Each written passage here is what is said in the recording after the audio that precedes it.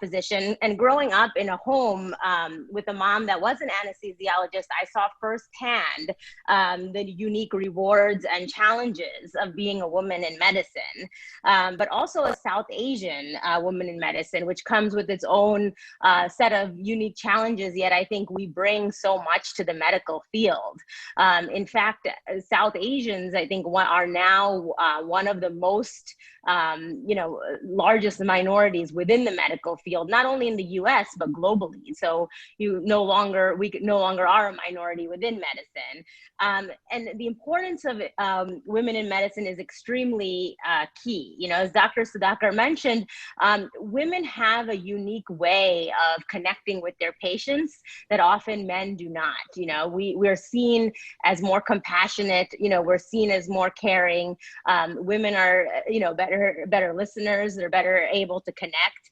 And the interesting thing is, numerous studies and data have shown that women actually make all the healthcare decisions of their households, even in areas of the world where women may not have as many rights and privileges.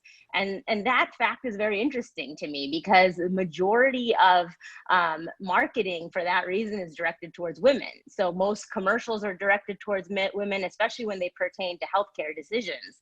And for that reason, women hold great power, within their households, but also within the healthcare space, because whether or not that woman is a physician, she's the one that's driving all the healthcare decisions for her children, for her grandchildren, for her spouse. And the importance of kind of promoting women into a leadership role, at least for me, has come not only from women in medicine, but men as well. I grew up in a 2-physician household, and my father was actually encouraging me as much to take on these leadership roles as my mother was. And then later, after I finished all of my medical training, and I started practicing as an allergist and immunologist, I worked with my father, and I noticed that even within his own medical practice, the majority of people that he hired were women. And I found that interesting. And I had asked him about that once, why? And he said, women are more hardworking, they're more reliable, they're more thoughtful. And, as Dr. Sudhakar had said, they go into leadership roles more for altruistic reasons, less so for ambition or ego. Women actually want to go into positions of leadership because they want to enact change. And I think that makes us very, very effective. But I've noticed that along the way that it's really important for women physicians not only to have women mentors, but men. Outside of my father, I was lucky that through residency, through fellowship, and even afterwards, there were many men that strongly believed that women should be in leadership roles, and really pushed me, and pushed some of my other colleagues. Because the other issue that unfortunately many women have is society has given us an imposter syndrome. So we're kind of led to believe that, we need to be very polite and pleasing to others. And sometimes it's very great, but it also holds us back. It holds us back from taking that step forward. And sometimes we feel, oh, we don't have a voice, or we don't belong here. So sometimes just hearing that encouragement that, no, you're good enough for this position, you should apply, that extra push is very, very vital. Now this weekend, all of us lost a great woman. She wasn't a physician, but as you all know, Supreme Court Justice Ruth Bader Ginsburg passed away. And, she really paved the way for women everywhere. And without her, I learned, women wouldn't even be able to sign their own mortgages. Women wouldn't be able to, be pregnant and have children and also be working. Women wouldn't even be able to open their own bank account. So simple things that we take for granted today, she was really the pioneer for that. And in the same token, many of you and many of the women physicians in API have really paved the way for women physicians, especially South Asian physicians. We take up 50% of most medical school spots now, which is amazing. It was unheard of maybe 50, 60 years ago. However, there's certain specialties where women are still very underrepresented, a lot of surgical specialties, cardiology, cardiothoracic surgery. So, you know, what we really need to do is really encourage women that it's okay to go into these specialties. There's no stigma or no reason to stay away from these specialties as women. You know, often we're given that, you know, lecture that, you know, this isn't a good lifestyle for a woman, or how will you care for your family and also be this type of a physician. But, you know, that's not true, because I think all of us can name physicians that are women in those specialties that are doing an excellent job of not only being physicians, but mothers, active in their communities. So there's no reason that the two should be mutually exclusive. And again, it's systemic changes that I think we need to make now, my generation, so that those stigmas are completely gone. Luckily, we were all given such a great platform, you know, from all of you and the women physicians prior to help us get this far, you know, and then now we've been given a platform to go even further. And it's interesting because when women are in charge, quite amazing things happen. If you've noticed, all the nations with women presidents in this pandemic got COVID-19 under control much faster than all of the nations that had men in charge. In fact, some areas such as New Zealand were able to get COVID-19 completely eradicated for some point. And that is amazing, especially when we're seeing how hard it is to get this pandemic under control here in our country. But again, we need to get women into those positions. And in order to do that, we have to put in those systemic changes. We have to normalize that it's okay for women to go into specialties that might have longer hours, that might have evening calls or weekend calls. But in order to do that, we have to create the structure where it makes it easier for women to do so. Many of the women who came before myself and those in my generation, you know, juggled motherhood, medicine, and navigating a new country. And all of you made it look very easy, but the truth is it isn't easy, you know, and the system has been created for a man to succeed, yet it hasn't yet been created for a woman to succeed. And that is, I think, really a passion of mine. And I think this is what my generation of women physicians really needs to focus on, is to really change the system, because we've been given such an opportunity. We've been given so much power and responsibility by all of you.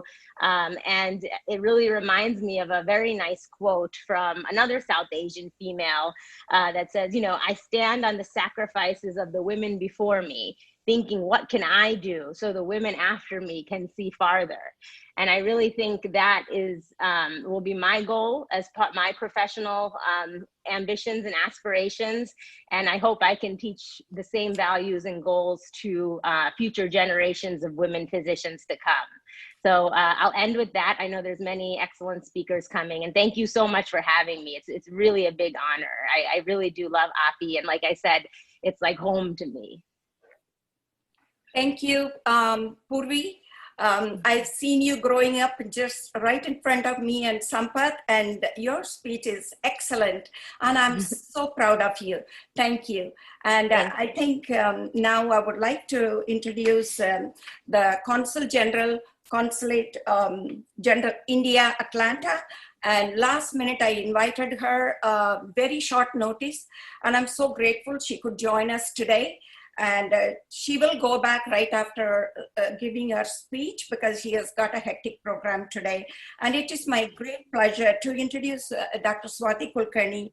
And she is actually, she holds a diplomat, career diplomat, and also she gotten her degree MBBS from a prestigious college, Nagpur, India. And before, currently she's serving as a Consulate General of India, Atlanta. Before that, she actually joined Indian Foreign Service 1995. And she has served numerous positions all over the world. And I don't want to mention each and every one of her positions. Probably it'll take an hour or so, but I just want to mention a few. And she is actually I think in Bombay and Pune, she was a regional passport officer to start with, and then she traveled along, became a consul general, and again in Consulate General of India for Cape Town, South Africa. And also she was under secretary in several places, and also the secretary in London and Austria and few other places. And she is really very nice to work with.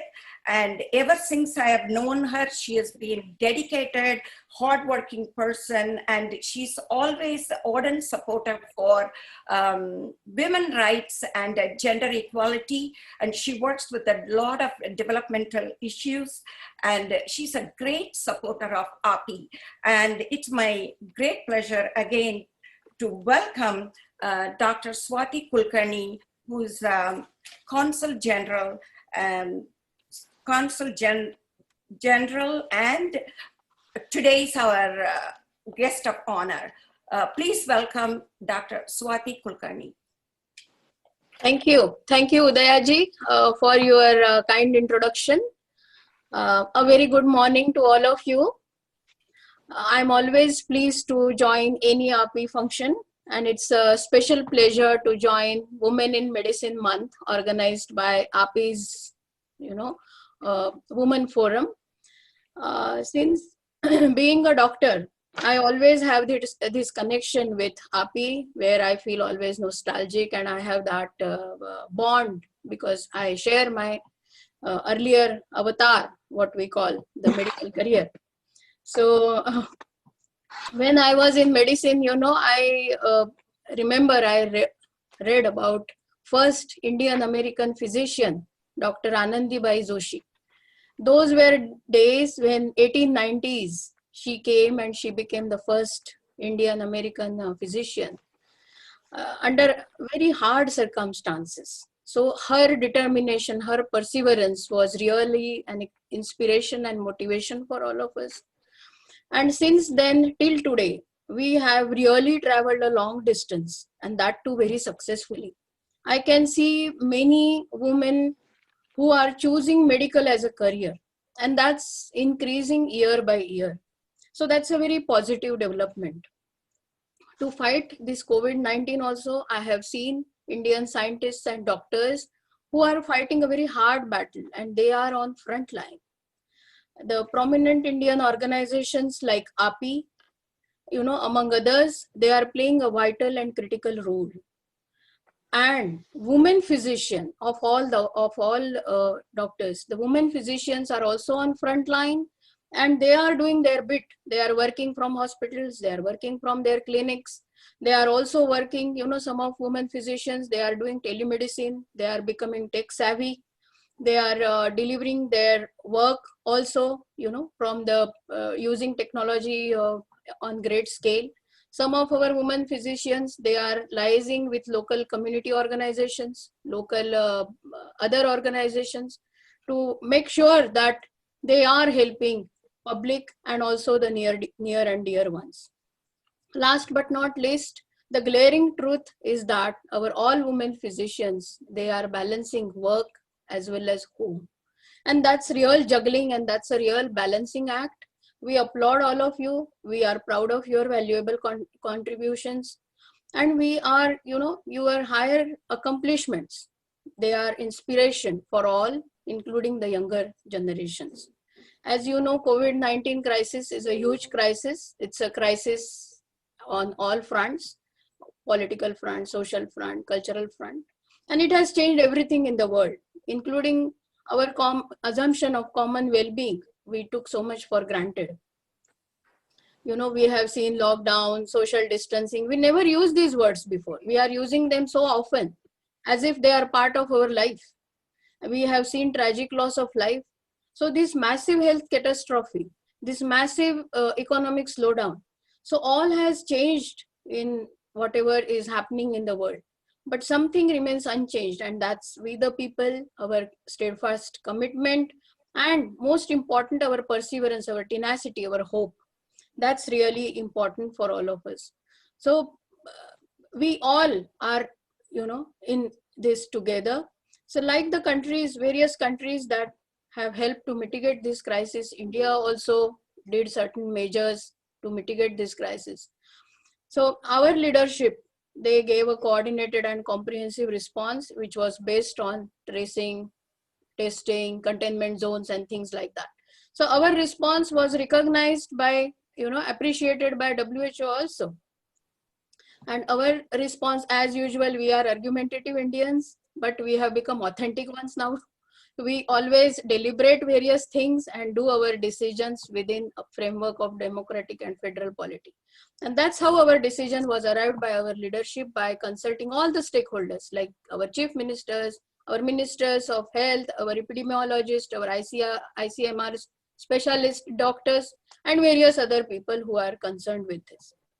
So what we have seen over a period of time is that first we wanted to have lockdown because we do have a dense population and we did have some challenges as far as health front was concerned.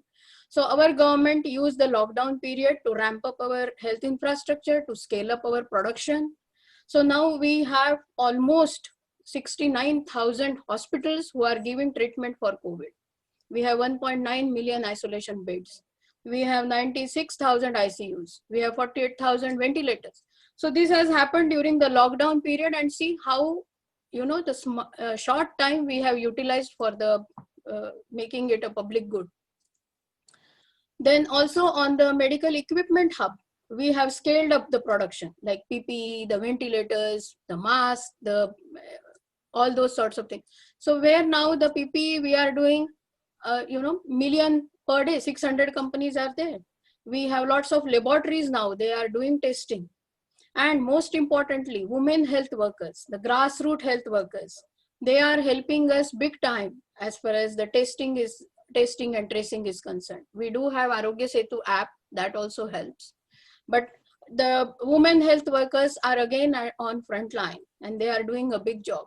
We have National Health Protection Mission, what we call Ayushman Bharat. It is for underprivileged Indians where the testing and treatment is, on a cost subsidized way, which is offered to them. So all this has helped us in a big way where our death rate is less. Each death is a sad affair, it's a tragic loss. But the silver lining is our recovery rate is more than 75%. I have seen in some states it's 80%. So that's the silver lining we are talking about. So government also worked hard to help our people. The first approach was to give liquidity infusion, the cash benefits to most poor people. This was again used by using technology. And in that, government during last 6 years, they have introduced banking for all, what we call Jan Dhan Yojana. And let me tell you, this Yojana, the scheme was used by women in rural areas. 53% women, additional women, they utilize this scheme. So Jan Dhan Yojana, Aadhaar biometric card and mobile phone. With this technology, we could transfer money to poor people at the click of button. So again, the technology was useful. So 80 million people were given free cooking gas. And this is so important for women who are in remote areas. Then 800 million people were given free food. So government in the interim measures helped with cash benefits and liquidity infusion. And to convert this crisis into opportunity, government introduced structural reforms where there is focus on growth critical sectors like agriculture, atomic energy, space, aviation, and things like that, where we are encouraging more public-private partnership. So government is also focusing on MSME sectors where there are many women and entrepreneurs are there, because this sector that contributes 29% to our GDP and 100 million plus people are employed there. Again, it is dominated by women there. Then we also, the government is focusing on manufacturing. Now the government's focus is more on unlocking the economy so that we come on track to the pre-COVID levels. We have started our international travel, we have started our domestic travel. Now we want to open up economy further so that the shopping malls are open. Last few days we have seen common entrance exam, JEE for the engineering colleges, the NEET exam, where 15 lakh students appeared. So all this was done successfully, observing all the protocols which are there for the COVID-19. So we are on a path to move forward, and now government is also focusing on vaccine development. So there are some companies like Bharat Biotech and things, they are working relentlessly to pursue this phase 1, phase 2 trials, so that the 2-3 companies together, they can scale up production to the tune of 300 million per month. So that's the aim where government is moving forward. As far as India-US partnership is concerned on science and technology front, that is also moving very fast. It's robust and substantive. We have lots of bilateral intergovernmental dialogue mechanisms where we have created a huge ecosystem of scientists and doctors. They have created a huge knowledge network where our people are collaborating on science and technology. Last year only we have renewed our S&T collaboration. We have also signed MOU on water resources, how to conserve and all. So not only the government, even on private sector, there is lots of collaboration. The CDC, ICMR, those governmental institutes, they are also collaborating. Then other, those vaccines, we successfully developed rotavirus vaccine. Now we are also on the path of developing other 3 vaccines for malaria, those influenza, TB and all. And COVID vaccine also we are collaborating. The Gilead company has signed us, with 7 companies licensing agreement. So Gilead will manufacture in India Remdesivir, which will only cost $72. So all are these cost-effective measures with India, with the scale, the army of human, those human resources which we have. The cost becomes really, that effective way. It's not expensive. And also the quality is of international standard. So we are very happy that the collaboration is moving in a right direction. And now this is an election year for this country. We are very happy that you are socially and politically active. Keep it up, because whenever I meet so many members of Congress, they will always say they have story to tell that this doctor has helped me, this cardiologist, I feel safe in hands. They are really good. They are so talented. So this is the music to my ears. Whenever I hear this, I feel proud of my community, proud of their achievements, proud of their hard work. And that's what we, take when we speak with our government also. So our government always tells us that, yes, we do have a lot of talent. Our Prime Minister proudly says that we have such an army of doctors, engineers, professors, scientists, and they are scattered all over the world. So you create a two-way synergy between India and the country where you are.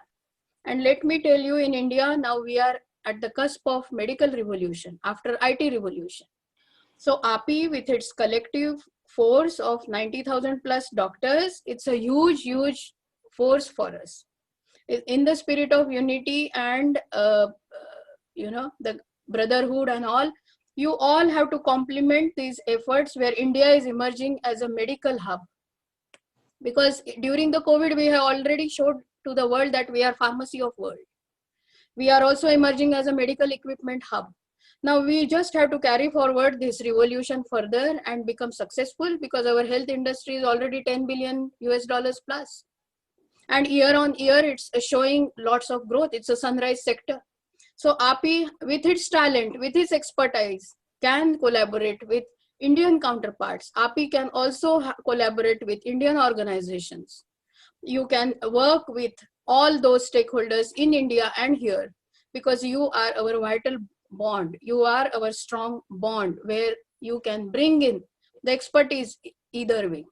So I'm very thankful that you have organized this. I just wanted to give this message. I know women physicians are doing a lot of good work. We are really proud of you. So I take this opportunity to thank Dr. Udaya. She is always active. She is after me and she made me come, even though there are some guests in my house. I said, no, when Dr. Udaya is calling, I have to do it. So thank you so much. Jai Hind. Thank you. Thank you.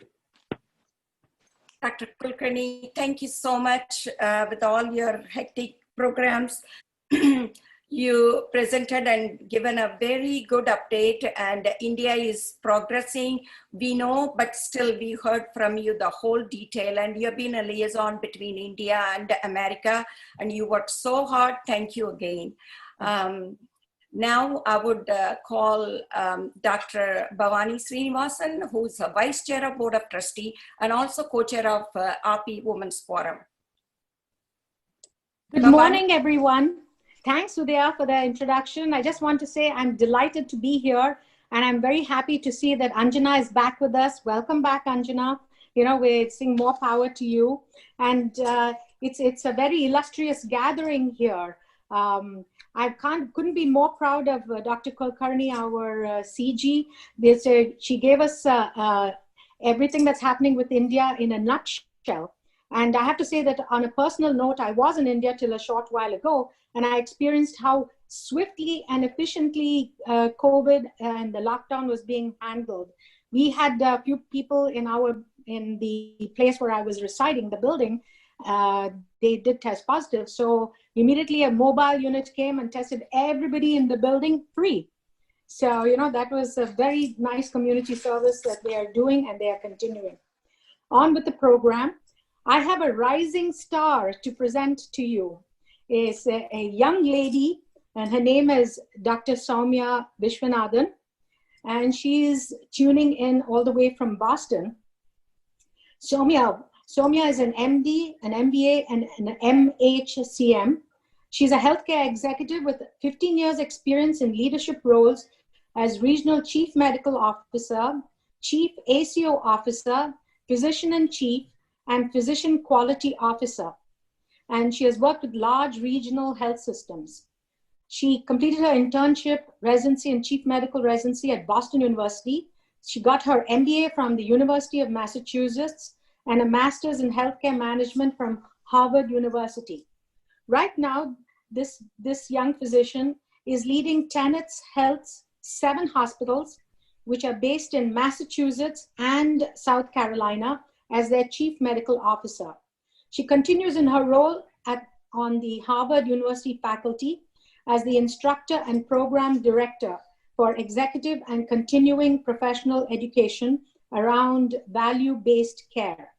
And previously, she was in a leadership position at Dartmouth Hitchcock Health as the ACO there, and also at South Coast Health Community Hospitals, which are affiliated with Tufts Medical Center, as well as UMass Memorial Medical Center, and an integral leader of the Harvard Medical School's affiliate, Partners Healthcare. Right now, Dr. Vishwanathan is the instructor and program director at Harvard T.H. Chan School of Public Health University. And she's, as I said, she's the Group Chief Medical Officer for Tenet Healthcare, which it comprises 7 hospitals. I should tell you, Dr. Vishwanath has assumed a number of leadership positions. She was on the Healthcare Transformation Task Force. She was the board member on Benevera Health. She was a high-value healthcare collaborative team, vice chair for MHA-PHIC, Physician Hospital Integration Collaborative in Massachusetts Medical Society, a delegate to the House of this, the Charlotte Spinney Healthcare Mentor Program, and the International Secretary for NRI Society of India, New Delhi. She's received numerous academic awards and honors. Most recently, she was one of 50 Asian Americans in Business Award, and that was just last year. Honoree at Modern Healthcare and Women's Leaders in Healthcare Leadership Conference, nominated for the top 25 women leaders in healthcare by Modern Healthcare Advisory Board. She's lean. You're going to tell us what lean means, you know, right? White belt certification in quality, PIM, Physician in Management certification through ACPE, the Navaratna Award from the NRI Society of India. I could go on all day, I think, you know. Soumya, I'm so proud of you. I always say she's gone over to the dark side, but now the dark side she has illuminated for us. Welcome, Dr. Soumya Vishwanathan. Thank you. Thank you so much, Dr. Bhavani Srinivas. So really, really appreciative of this opportunity. I want to say, first of all, a big thank you to Bhavani for presenting, and really showering all these accolades on me. But I have to say, you know, it's really hard to follow dynamic speakers. And I have to say that 2 speakers ahead of me did such a tremendous job. It's going to be very hard to follow that, you know, and try to have an impactful speech. But I want to not create this more like a speech, but more of a camaraderie session where, you know, I was told that we will have FAQs and we will have back and forth with question answers, which is what I'm looking forward to. But I wanted to share a little bit about my journey, more like a story. And I know Bhavani has rattled off so much information, it's hard. But the story really, I think, distills down to the core of what we have gathered here for today. Because, you know, when I started out, I'm an internal medicine doc and board certified in IM. So I was, you know, I started my career regular mom's hours, you know, 2 young boys at that time, and now they're grown up, of course. But I wanted to play it safe and say, okay, I'm going to do 7 a.m. to noon or 7 a.m. to 1 p.m. so that I can get back home when the kids are off the bus. So that's how I started my career. Internal medicine, hospitalist duties initially, and then I said, okay, I'm going to transition to primary care so that I can do mom's hours. But what fell into my lap, which is what I grappled at, and I really grasped at it quite vigorously, is leadership opportunities. So when I was given the opportunity to lead UMass Memorial, and Massachusetts is full of these large academic medical centers, it was a little daunting effort, but I said, you know, I need to jump on this. I need to do it just because I wanted to see what it felt like to be a healthcare leader. So I took the opportunity, became a physician quality officer. And then a few years later, when I transitioned to Partners Healthcare, I took on physician leadership roles there as well in helping out with operations work as well as continuing with quality. Dartmouth-Hitchcock came in the way, and I went to Dartmouth-Hitchcock as their chief ACO officer and running the network. And now I'm with Tenet, all across New England, basically. But what I learned through these opportunities, and I have to go back to what I think it was Purvi Parekh who just mentioned that, you know, not many people actually look at women in C-suite roles. And if we did a study, and we did look at a study at Harvard where we found that 63% of leadership roles, especially in the C-suite, 63% of women in leadership roles are entry-level. So they are 20% to 25% are committee leaders. You know, they can be in a member of a committee, but they're not really a C-suite member. And about 25% of women leaders are actually in the C-suite. And when I say C-suite, whatever it may be, whether it's a chief financial officer, chief medical officer, chair of a department, or CEO. So my interest was parked at that point, and that's when I said, all right, let me do a little bit more of a deep dive. And I do the master's in healthcare management at Harvard, and I said, I'm going to look into these studies where why are women leaders not really comparable to men, but why are they not as much in the C-suite as we are at the entry level, and we stay at the entry level. So that was a big part of I want to say my adventure, you may call it, at Harvard, where I really was had very strong leaders who ran the program who were proponents of women in healthcare leadership. What I found interesting was that one difference between, I wouldn't even call it men versus women, but one difference that we found in women leaders was that we take on a lot. So we know we are good at multitasking. So we feel like, okay, I can handle this, I can handle that, I can handle this, I can handle that. You take on 10 different things that you're doing at the same time. So we don't give ourselves the opportunity to really sit down and think, what do we want to be when we grow up? So unlike what Bhavani said, I'm actually not that young, but thank you for the compliment. It has been several years, and you know, I can tell you my boys are 28 years old and 24 years old, so they, you know how old I am now, so approximately. But it took me a lot of effort to really sit down and say, let me look at projects that I really want to do because I want to focus my attention on what I want to be when I grow up. The one thing that I did find is women tend to take on projects because we multitask and we do so much at one time. We take on projects which we are comfortable with. So one of the big things that we did at the Harvard course, which I'm running, I'm core faculty of, is we said, well, we're going to see if we can actually have everybody take on projects that is outside their comfort zone. So we don't want them to do the run-of-the-mill projects that they are already doing. So if a woman leader is in a committee where she's chairing a quality committee, for example, we said, we don't want you to take on a quality project. We want you to take on a finance project or a legal project, because we want you to shift outside your comfort zone and really toggle heads with all the other leaders in the industry, whether they are men or women. So that is a key project course that completely changed the way Masters is being run at Harvard right now.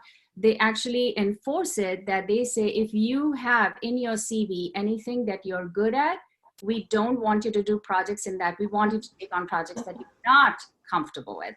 So getting outside the box and getting outside your comfort zone is really critical, that we women leaders need to embrace, because that really helps to kickstart our confidence and really boost us up tremendously.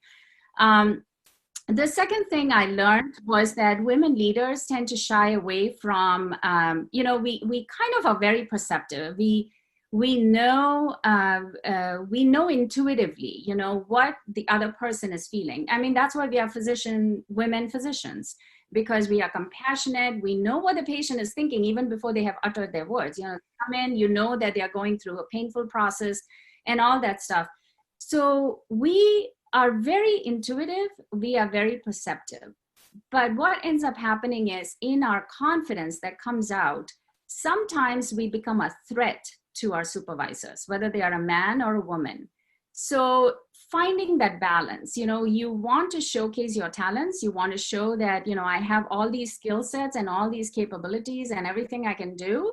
But at the same time, you want to make sure that you're a team player and not really going above the person you report to and say that I'm better than you, because that is a downfall we found in most of the studies where women leaders were rising, and then they just went down because they got fired because their supervisor felt like they were not good. Well, it's not because they're not good.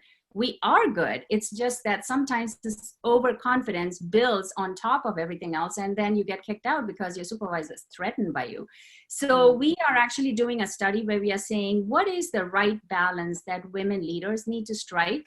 And where do we find this right balance between not being a threat to other people and at the same time feeling that, okay, I'm part of a team, I'm contributing to the team, I'm contributing to the community. So we are doing multiple studies along these lines in women in healthcare. And in fact, one of the biggest projects that I worked on over the last couple of years is to make sure that our courses have tracks on women in healthcare and leadership. If anyone is interested in Masters in Healthcare Management, please let me know, because one of the years we actually found they normally take, so MHCM is all, it's at Harvard School of Public Health, it's only physician leaders are enrolled. So you don't have non-physician. You have to have an MD degree to enroll in the course. What we found is in my class, and they take a small cohort, about 25 people. So it's a very small group of people, and it's easy because, everybody is a physician, so you don't feel bad. When you talk about your personal experiences or your lack of knowledge in finance, most people are like that. So you're kind of part of the same group. What we did find is the following year after I graduated, they had 18 enrollees, 17 men and 1 woman. And it was so disturbing to see that trend. So that's when we made sure that we enforced a woman in leadership track. Not that we needed to get to that stage to enforce that, but we have a women in leadership track now. And I have to share one interesting, it's completely not politically tangential. Please don't take this in a politically incorrect way. I'm just going to phrase and say what we are doing in that course because it is so interesting if you think about it. So the Women in Leadership track has a section where, and again, take off your political hats. I'm not for Republican or Democratic. I'm not going to talk about that. But what we did was we are talking about bias, an inherent bias that people have about women leaders. So what we did was we first played the 2016 presidential debate, Hillary Clinton, Donald Trump. We played that. And then we had everybody talk about, you know, what their feelings were, their emotions. This is completely about perception of how people should behave, their dress, the way they are dressed, the tone of the voice, the body language, all that. And then the next class, we actually reversed the roles. So what we did was we had a dubbing artist who dubbed Hillary Clinton saying the exact same words that Donald Trump used during the presidential debate, and Donald Trump saying exactly the same words that Hillary Clinton used. So all of you can think about this afterwards, after the session. You can imagine the uproar that came. I mean, uproar in the sense, in a positive way. It was absolutely hilarious because people just found it so difficult to digest that Hillary Clinton could actually speak like Donald Trump, or Donald Trump could actually speak like Hillary. We did exactly the same scenario with UK. We actually took Margaret Thatcher and we took Boris Johnson, and we reversed their language or their roles. So one spoke like the other person and the other one spoke. So inherent biases. And then we had them write an article. All the students were asked to write an article about what they felt. Was this a bias that they had after the first session because we had to do a before and after?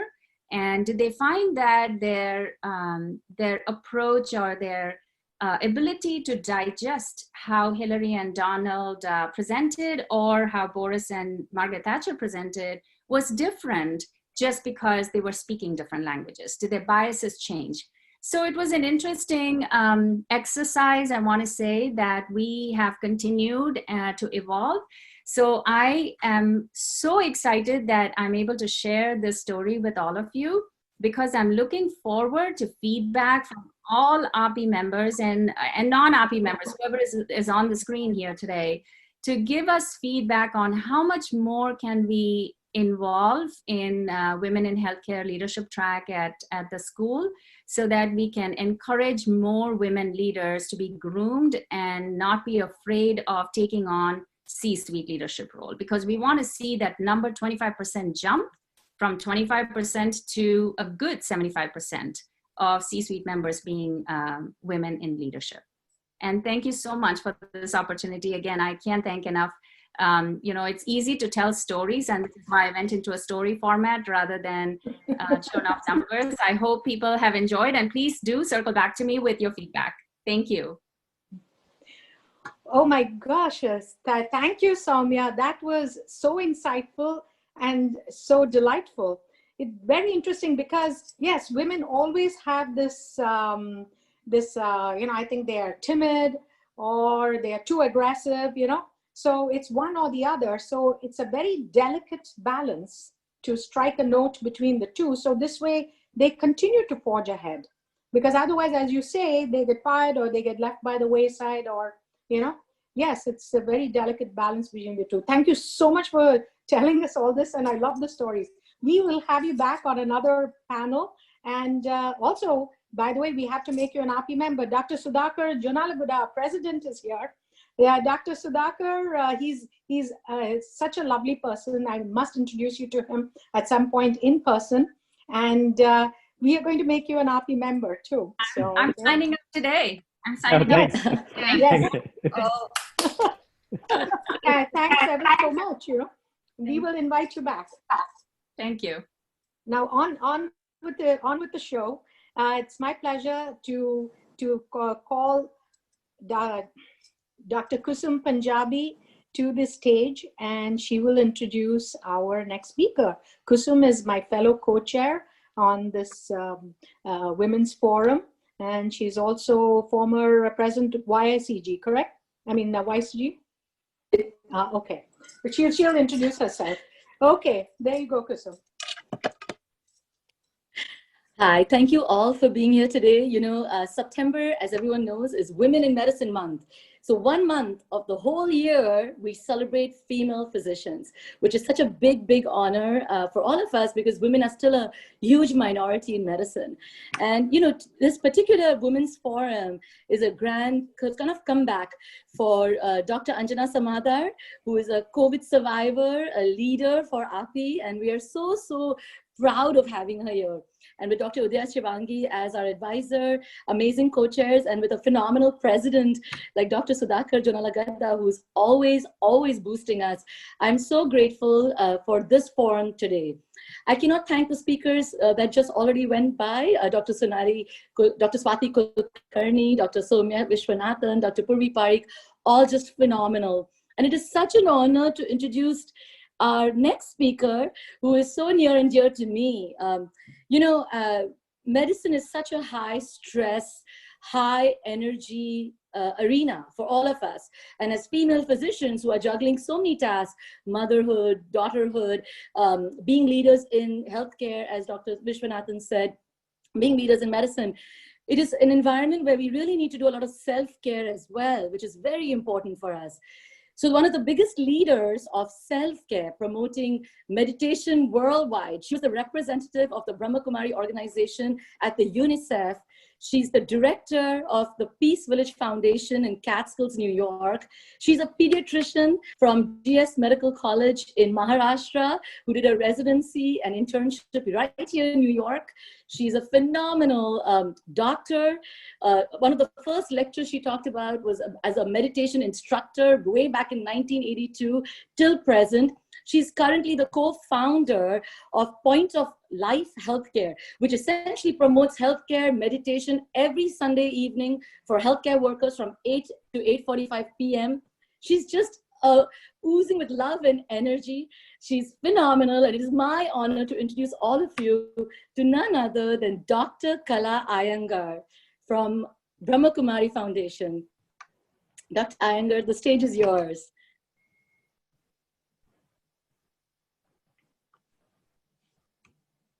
Good morning, everyone. And I hope I'm being heard okay. My voice is okay. Volume is all right. Yes. Yes. Yes, indeed. The honor is mine. The privilege is mine to be with this very, very special group of people on this very special occasion. And I think it's very commendable what you're doing during this month of September, honoring and paying tribute to women in medicine. But also, I'm very touched by the men on this call.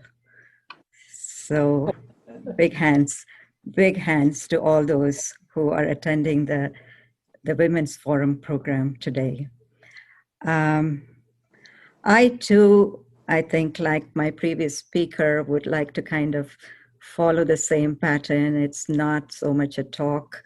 It's not so much what I know I'm going to tell you, but it's really something that is hopefully going to start you to think about your story, because I'm just going to share my story.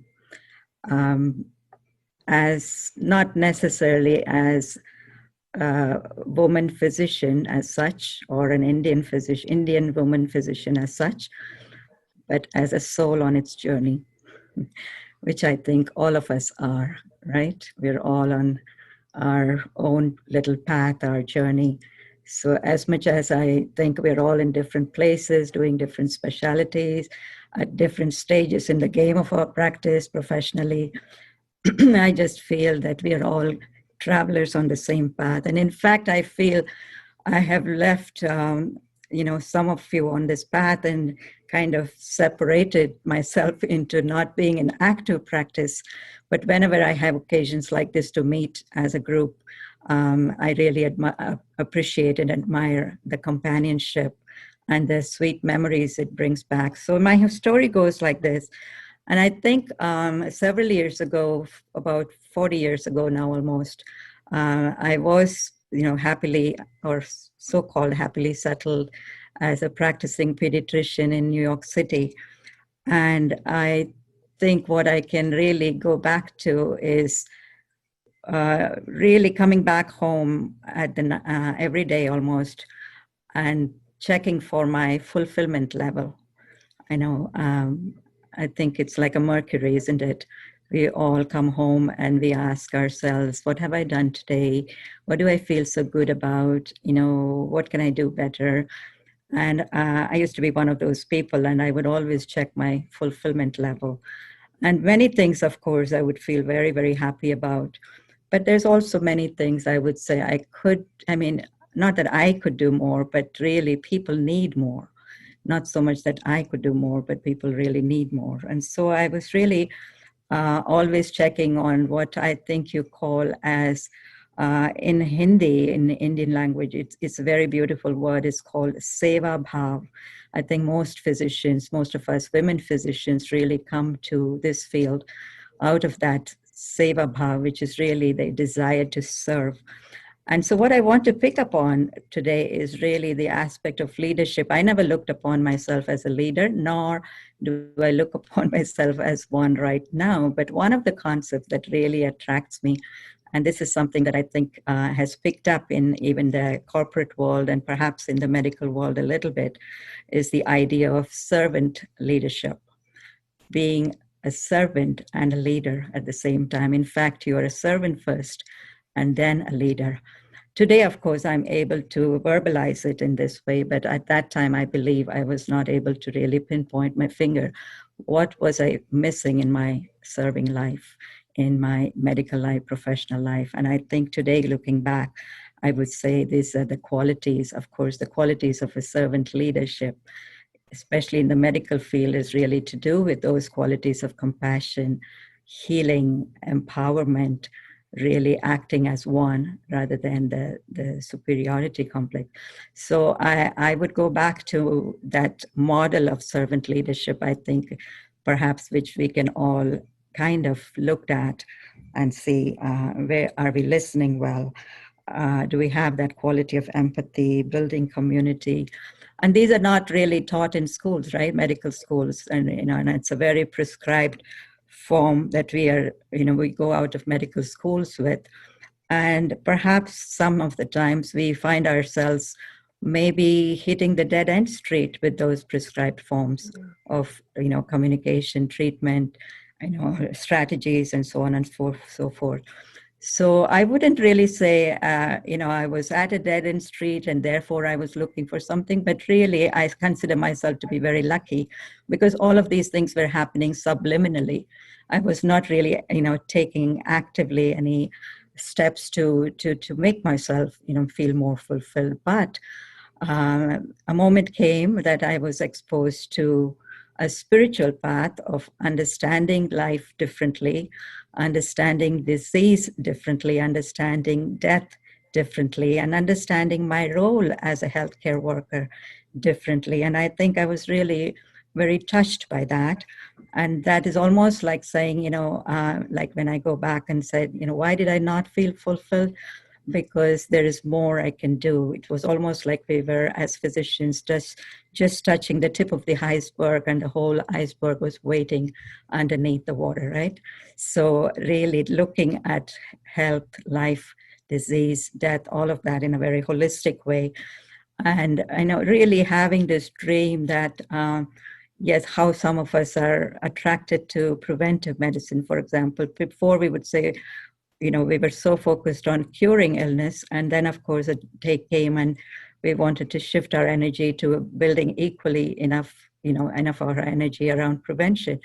But what if we could do something to prevent harmful lifestyles and harmful habits and harmful ways of, being and living life, which really in the long run lead us to, diseases and states of distress. So I was really pulled to this idea, and therefore I was, took upon meditation as something that I would do daily, every day after my work. I would go and I would definitely have some few minutes of meditation. And of course, the comment would be, how could you, after working 2 practices and, a part-time job, how could you have the energy to do that? And my answer always was that this is what is giving me the energy, and finding myself really energized and after the meditation, and of course willing to do a lot more the next day and next day and next day. So it was really a very transition, a gradual transition, I would say. And I did not for a minute really think of myself as, taking a different path totally altogether. But I really thought of integrating, some of the spiritual concepts and practices into what I was doing, and really finding a lot of fulfillment in that, just because of a few things that I want to mention. And that is, one is the energy that we bring to our patients is so important, and it's so subconscious. We don't even consciously, we're not aware of the energy. Every time we open the door for a patient, we don't even, think about it. But what's happened with the patient before, what's happened at home, what I've been thinking about, what I had with, the result the last time I treated, a patient looking like this, or even the same patient, it's tremendous. We always have a preconditioned thing.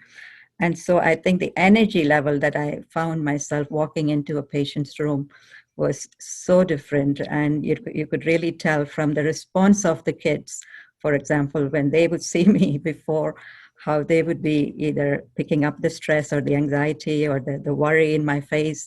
But all of a sudden I see that they are more relaxed and they're more willing to. And of course, the parents are more willing to comply with what you are saying, because you're saying it with a lot of love. So a lot of personal change that I found.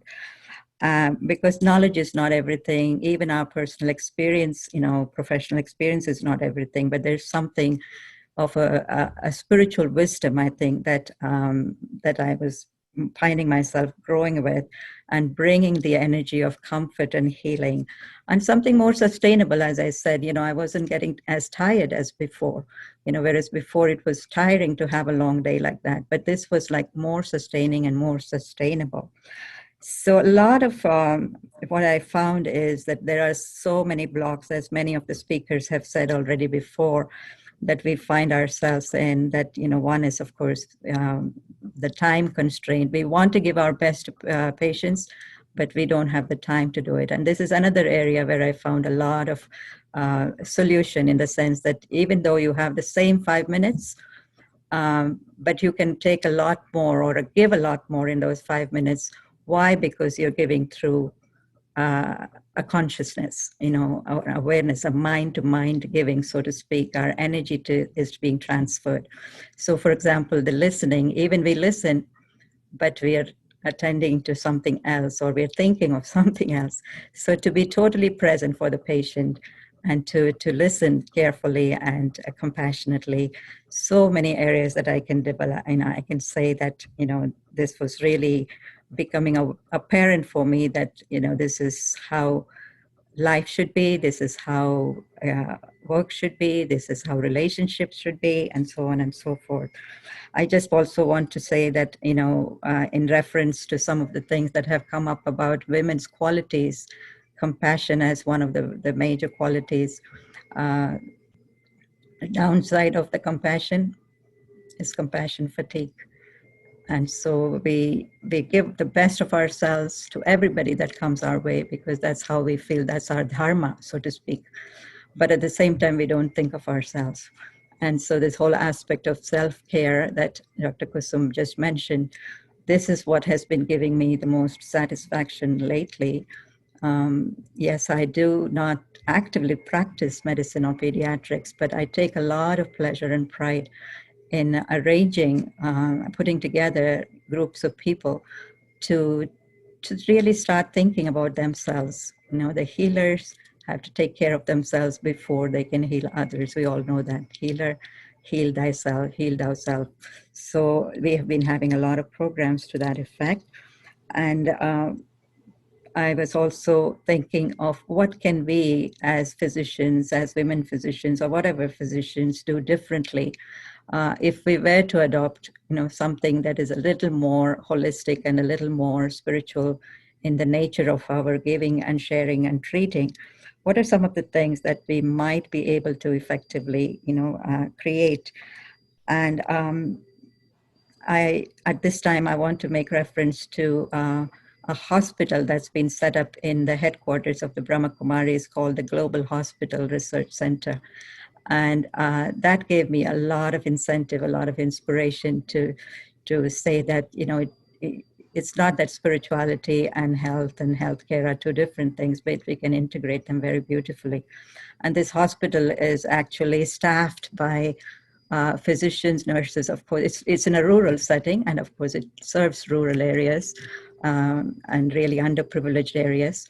But also all the staff members are I shouldn't say all, but most of the staff members are meditators, and they have a meditation room as you enter the hospital. And that has always been a very attractive idea for me, that it is something that all of us, we need, if it's 2 minutes, if it's 3 minutes, if it's 5 minutes, we need a few minutes of downtime, perhaps before we enter, perhaps in between patients, perhaps after we've done, what we've done for the day. But it's such a feeling of fulfillment that comes from just looking within, that I've given my best. And I've given my best, not just in terms of the knowledge and the experience, but in terms of the energy and the vibrations that I have shared. And of course, if we don't feel, then it's also the time to recharge myself, because we look at meditation as a time to recharge ourselves too. So perhaps it's also good in that way. So that's one thing I'd like to see. And the other is for us to be more comfortable with speaking to patients about disease and death, which is a very uncomfortable area for most of us, because there isn't a proper training or orientation in terms of what is it all about. I mean, we know to fix things, we know to cure things, we know to heal wounds and so on and so forth, but we don't know really what's happening inside the soul of the body that is suffering. And so for us to be really a little more proactive in creating programs and perhaps orientation, sessions, and maybe even courses that have to do with healing on that level, understanding death, disease on that level, because as sure as life is, death is part of life, right? And so how much do we prepare ourselves for that? And I think many of the physicians would have experienced it, especially in these times of COVID. And, I certainly heard stories after stories of how it was just so intolerable for physicians to feel there was nothing they can do. There was nothing they could do. And so even at that time, I do have story of people who are in a very, very spiritual state of mind, and through their vibrations are able to really serve the soul that is about to leave the body, or even make them better, for that matter. Don't want to go into that right now, but more also, I think as physicians we have a lot of ability to change patients' attitudes, empower patients to change their lifestyles, and to really be compliant with many of the things that we are telling them to do. And 70% probably is really about an attitude, isn't it? And so this is why our upcoming healthcare retreat program is really about an attitude of healing.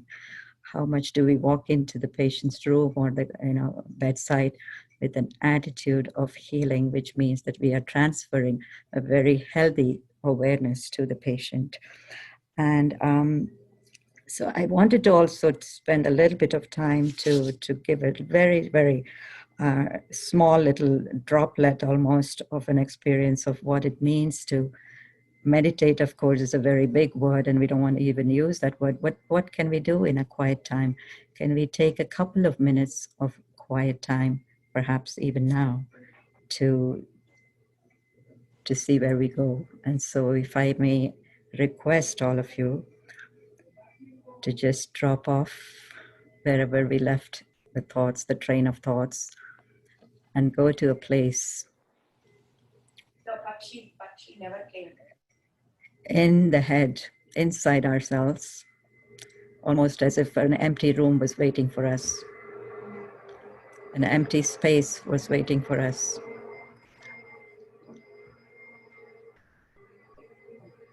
And here I have the freedom, the privilege to just be myself, not as a mother, not as a wife, not as a healer, physician, not as a leader, but I just have the opportunity to be me, a human spirit, full, full, full of life's qualities. The qualities of peace, of wisdom, of love, of giving, of sharing, of healing. And it's all coming from a very authentic place inside. It's not coming from who I am or what role I'm playing.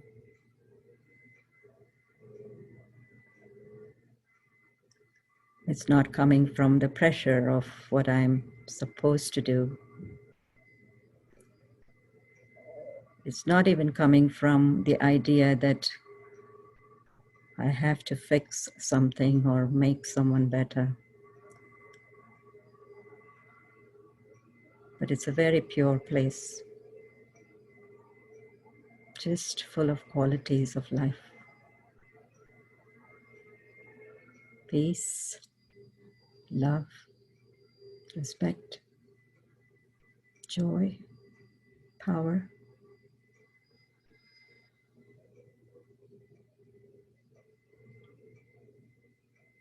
And being in this space is almost like recharging a battery that was going dead.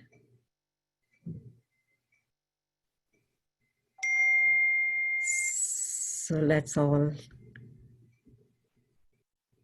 have this thought that from time to time, perhaps the beginning of the day, middle of the day, before the drink, before lunch, at night, just taking that time to recharge.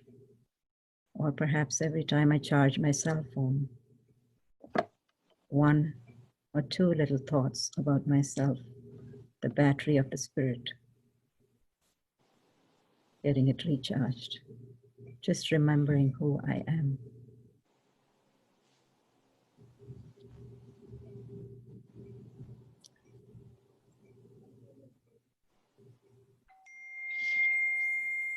So with that being said, I really have appreciated everyone's remarks, the wonderful work that's going on in the world of women, with women physicians, and just to point out that please do take care, and taking care does not just mean exercise, clean air, good food, holistic food, but please do take care of your mind. And I say to myself before I'm saying it to you, because no matter what we are doing, this is the first person that we forget, ourselves. So self-care every time. And it doesn't take long. And you can do it several times a day, just for a few minutes. So you're welcome to our Sunday night meditation, self-care, Sunday evening, and we can share that information later with everyone. And once again, thanks to the Brahma Kumaris who have made it all happen for me and who are equally active in several areas of the society. This is just one area, healthcare, which is very, very close to spirituality, I think. And I was happy and lucky enough to be a recipient, beneficiary of it without even looking for it. So I do feel that I was very fortunate. I am very fortunate to share it with all of you. Thank you, thank you, thank you. Thanks to the organizers. Thank you. Dr. Kala Iyengar, thank you so much. As an emergency doctor in the front lines during COVID, as one of the board of trustee members of API, past YPS president of API, on the board of the AMA women's section, it's been so overwhelming. So talking about compassion fatigue, dealing with death, just day-to-day decisions as a physician, as a female physician in this last couple of months has been really difficult, more challenging than it has ever been in my life.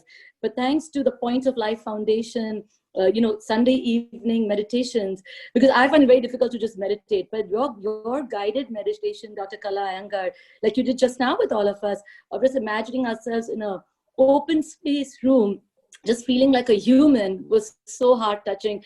I truly already feel rejuvenated. Thank you for this for all of us, and thank you for being the awesome person you are and everything that you do for Peace Village. I encourage everybody to look into that. Post-COVID, hopefully, we can do retreats there for our women physicians. Hint, hint, Dr. Anjana Samadar and Dr. Udaya Shivangi. Absolutely. And hopefully, we would love Yes. to. Now I just would like to call upon Dr. Sudhakar Jonalagada, our amazing president of API, to thank our three phenomenal speakers. Thank you so much, Dr. Jonalagada. Thank you. You have some plaque presentation? Vijaya? Udaya, Vijaya is there. Yeah, she's.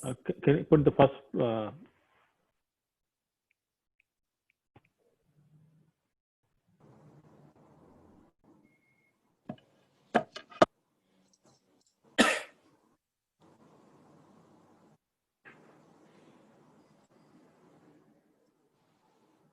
First of all, it's an honor to present this wonderful plaque. It's a virtual plaque, but we're going to mail it to you soon. American Association of Indian Origin recognized Parvi Parikh, MD, FA, CAFI, with deep appreciation for your extraordinary leadership and service to the profession and community. Sudhakar Jonalagada, President, Anjana Samadar, Chair, IAPA Women's Forum, September 20th, 2020. Thank you. Thank you again for your participation. Next one, please. Thank you.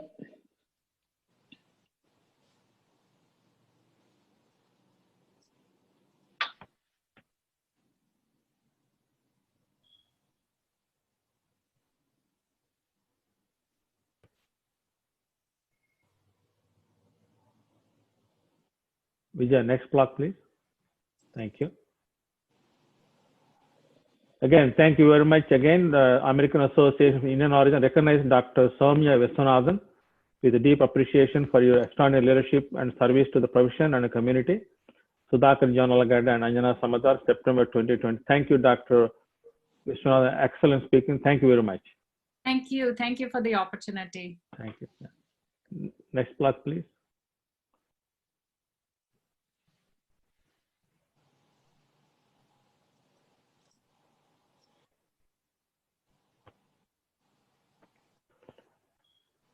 Thank you, Dr. Kala Iyengar. American Association of Indian Origin recognized Sister Kala Iyengar, MD, with a deep appreciation for your extraordinary leadership and service to the profession and community. Sudhakar Jonalagada, President, Anjana Samadar, Chair, Women's Physicians, September 20, 2021. Thank you again for an excellent meditation talk. Thank you. Thank you so much, Dr. President, for this, for presenting these plaques. In API, we always want to thank our speakers, and I'll tell you, it means too much for us that you did this today for us. And we are so, so grateful to all our speakers, all the people who attended. We're so grateful for all of you to be here. I would just like to now call back on the forum Dr.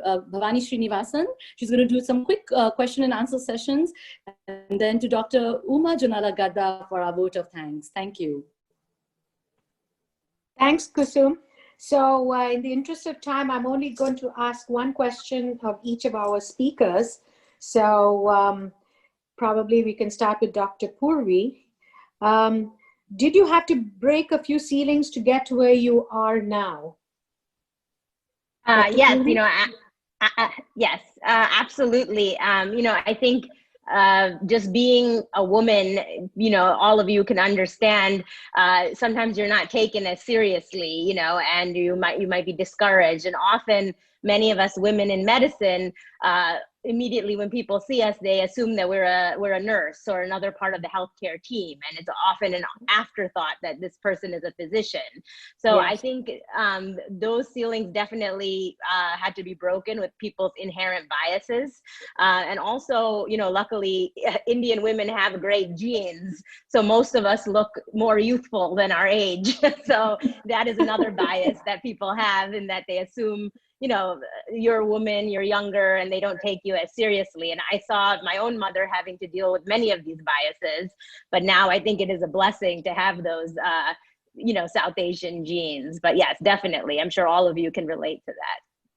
Yes, and more power to you, Purvi. You know, may you get all the way to the top. We are already very happy about everything that you're doing and saying and advancing for women physicians in general. Thank you again.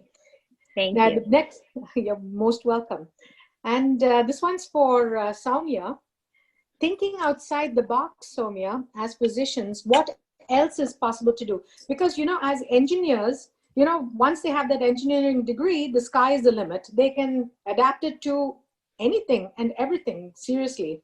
Whereas in medicine, we have these finite walls, you know, our specialty, our area of expertise. What can be done, women and men, of course, this is a general thing, but what can be done outside the box as a physician? So I think, you know, I'm a big proponent of, again, physician leadership, and, you know, tons of opportunities. When people often look at women leaders, like I said, would love to see more and more women leaders in leadership roles, women physicians in leadership roles. CMO, all the C-suite members, chief medical officer, why not be a president and chief executive officer of a hospital or a group, or you know, even an insurance plan, for example.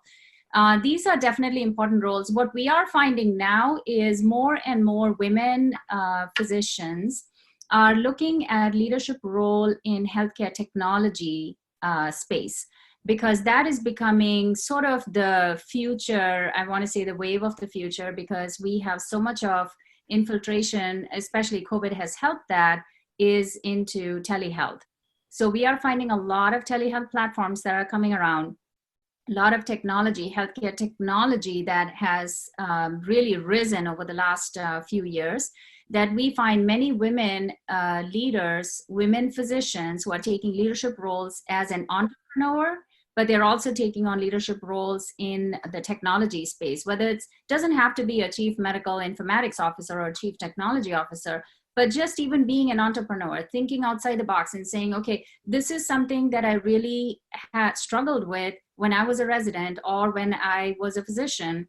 And this, I wish I had a technology for this, and they just create a platform. And this is something that we are finding more and more women leaders taking on leadership roles in the technology space, either as CEO, partners, or as CFO, or just running the whole thing. So definitely, you know, would love to see more women leaders in the C-suite, and would encourage, I have to say one thing, that these MBAs and MHCMs or any MHA or whatever additional degrees we are getting is only initials. What really paves the way for us to become women leaders is really experiencing it. So the more and more projects we do, the more and more work we do outside the box, the more skill set we develop, and that is what paves us into the leadership roles. So definitely would love to see more C-suite members and women leaders. Thank you. Yes, thank you so much. That was extremely informative and illuminating to all our readers, you know, whatever sphere or whatever field they're in at this point, you know. Thanks so much, Soumya. And now, Dr. Kala, can I ask you, what made you take your chosen path? What was it that prompted you? Could you please let us know? So, yes, I thought I made my story clear that I was not really looking for anything as drastically different as this, right? But I was definitely a soul searcher, you know, looking deeper within for my own fulfillment in career and profession. And some of these things stood out in terms of, you know, how much more is possible in healthcare. Somehow it was more like an intuition than I really knew it.